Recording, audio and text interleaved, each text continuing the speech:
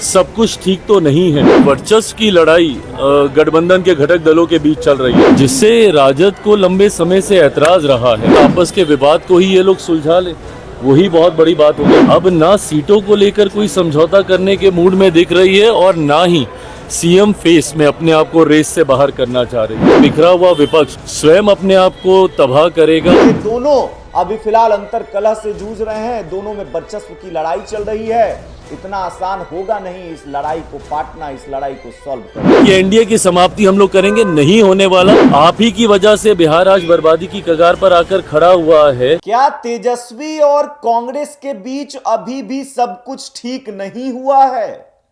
क्या आरजेडी और कांग्रेस के बीच बिहार में वर्चस्व की लड़ाई चल रही है? ये हम नहीं बल्कि केंद्रीय मंत्री चिराग पासवान कह रहे हैं। चिराग पासवान ने साफ तौर पर कहा है कि कांग्रेस और आरजेडी के बीच वर्चस्व की लड़ाई चल रही है। ना आरजेडी वाले कांग्रेस को आगे बढ़ते देखना चाहते हैं और ना कांग्रेस आरजेडी को आगे बढ़ते देखना चाहते हैं। और उन्होंने साफ तौर पर कहा है कि कांग्रेस कभी भी ये नहीं चाहेगी कि अभी ही सीएम फेस को लेकर तेजस्वी का नाम प्रोजेक्ट कर दिया जाए। इसीलिए लगातार कांग्रेस जो है प्रेशर बना रही है। देखिए, आप तमाम लोग को पता है इन दिनों आरजेडी और कांग्रेस के रिश्ते कुछ ठीक चल नहीं रहे थे, लेकिन अब उन दूरियों को थोड़ा सा पाटा जा रहा है, दूरियां थोड़ी कम कर दी जा रही है। अभी फिलहाल जो खबर आ रही है, आप तमाम लोग को पता है, हमने पहले भी आपको बताया है कि तेजस्वी यादव कांग्रेस के बड़े नेता से मुलाकात करने, मीटिंग करने के लिए दिल्ली गए हुए हैं। उनकी मुलाकात राहुल गांधी और मल्लिकार्जुन खड़गे से होनी है। और इस मुलाकात के बाद जैसे ही चिराग पासवान से यह सवाल किया गया कि क्या अभी तक सब कुछ सॉल्व नहीं हुआ है, क्योंकि मुलाकात हो भी गया लेकिन सीट शेयरिंग को लेकर अभी तक कुछ भी क्लियर नहीं किया गया और ना ही सीएम फेस के नाम पर मुहर लगी है। मतलब कि तेजस्वी ही महागठबंधन के सीएम फेस होंगे। अगर महागठबंधन विधानसभा चुनाव में जीतती है तो मुख्यमंत्री तेजस्वी ही बनेंगे। इस बात पर भी अभी तक मुहर नहीं लगी है। देखिए, चिराग पासवान ने साफ तौर पर कह दिया है कि कांग्रेस आरजेडी को दबाने के लिए ही कुछ ऐसे लोगों को अपने पाले में रखी हुई है जिस नाम को लेकर आरजेडी को पहले से खुन्नस रही है। वो नाम क्या है आपको भी पता है, कौन है वो आपको भी पता है। पप्पू यादव के नाम पर कभी भी आरजेडी तैयार रही नहीं है, कभी भी उनके रिश्ते सही रहे नहीं है, कभी ऊपर कभी नीचे, कभी तल्ख, कभी नरम कभी गरम चलते रहा है। कन्हैया कुमार को कभी भी आरजेडी एक्सेप्ट करने से रही, आप तमाम लोग को पता है।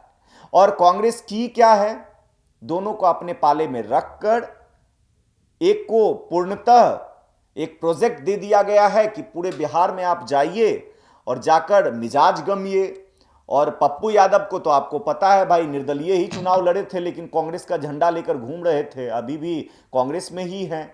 ऑफिशियली वो अलग तो हुए नहीं हैं उनके मुताबिक, क्योंकि उनका कहना है कि हमारा गठबंधन कोई निचले स्तर के नेता से नहीं हुआ है, हमारा गठबंधन ऊपर से ही हुआ है। आप समझ रहे हैं ना। इसके अलावा चिराग पासवान ने देखिए लालू प्रसाद यादव के राज को भी याद दिलाया है। उन्होंने साफ तौर पर जंगल राज का जिक्र किया है, तेजस्वी और लालू पर टारगेट किया है। इसके अलावा आरजेडी और कांग्रेस की साझा सरकार पर निशाना साधा है। क्या कुछ कह रहे हैं चिराग पासवान, आप पूरे बयान को पहले सुन लीजिए। कल इंडिया अलायंस की बैठक होनी है, मुलाकात हुई, लेकिन कल इंडिया सीटों को लेकर के नतीजे नहीं देखने को मिले, ना ही सीएम फेस को लेकर के नतीजे। कल बैठक भी होगी, कल भी बैठक होगी, कल इंडिया अलायंस की बैठक होनी है।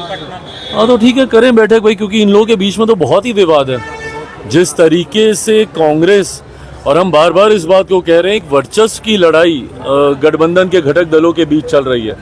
राजद जिस तरीके से अपने आप को एसर्ट करने का प्रयास कर रही है, अपने चेहरे को आगे करने का प्रयास कर रही है, उसी तरीके से कांग्रेस भी अब ना सीटों को लेकर कोई समझौता करने के मूड में दिख रही है और ना ही सीएम फेस में अपने आप को रेस से बाहर करना चाह रही है। ऐसे ऐसे नेताओं के साथ उन्होंने गठबंधन या उनको अपने साथ शामिल करने की सोच रखी है, जिससे राजद को लंबे समय से ऐतराज़ रहा है।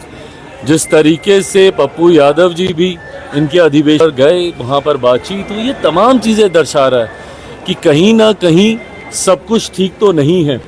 तथाकथित महागठबंधन या इंडिया अलायंस जो भी है, सब कुछ वहाँ पे ठीक नहीं है। तो ऐसे में कल अगर इनकी बैठक होगी, मुझे लगता है आपस के विवाद को ही ये लोग सुलझा लें, वही बहुत बड़ी बात होगी। But having said it all, मैं बार बार इस बात को कहता हूँ कि कितनी भी मेहनत कर लें, कितना भी प्रयास कर लें, जिस तरीके से एनडीए अलायंस आज की तारीख में मजबूती से आगे बढ़ रहा है, जिस तरीके से एकजुटता हम लोगों के गठबंधन के पांचों दलों के बीच में है, और ये अपने में एक स्ट्रॉन्ग विनिंग अलायंस है। जिस तरीके से हमारे देश के प्रधानमंत्री बार बार बिहार आने का वो काम कर रहे हैं, लोकसभा के दौरान किए गए अपने वादों को पूरा करने का काम कर रहे हैं। आदरणीय गृह मंत्री जी जब आते हैं, उस वक्त हम लोग एनडीए के पांचों दल एक साथ बैठते हैं।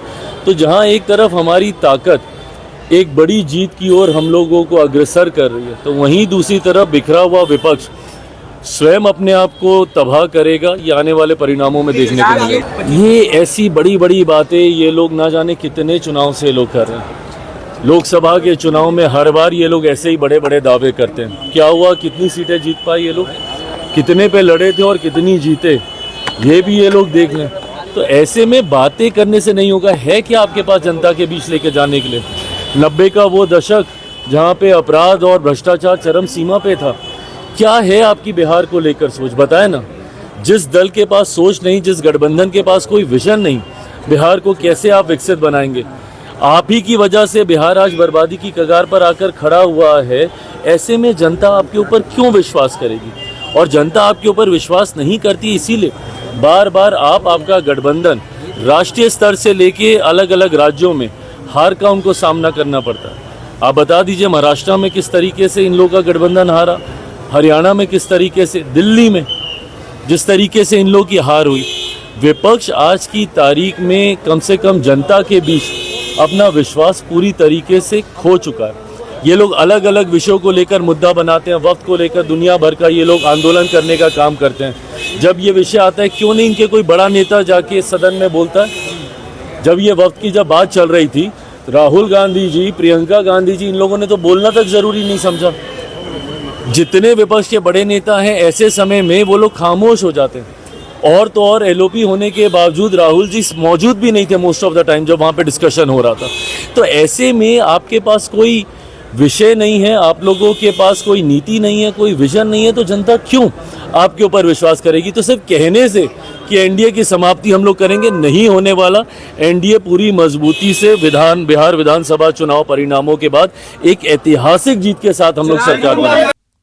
तो आपने सुना चिराग पासवान ने क्या कुछ कहा है। चिराग पासवान ने साफ तौर पर आरजेडी और कांग्रेस के रिश्ते को लेकर सवाल खड़ा कर दिया है, क्योंकि ये दोनों अभी फिलहाल अंतर कलह से जूझ रहे हैं, दोनों में वर्चस्व की लड़ाई चल रही है। इतना आसान होगा नहीं इस लड़ाई को पाटना, इस लड़ाई को सॉल्व करना। आगे क्या कुछ होगा देखना दिलचस्प होगा। फिलहाल इस खबर में इतना ही। खबरों के लिए बने रहे देशवाणी न्यूज के साथ। धन्यवाद।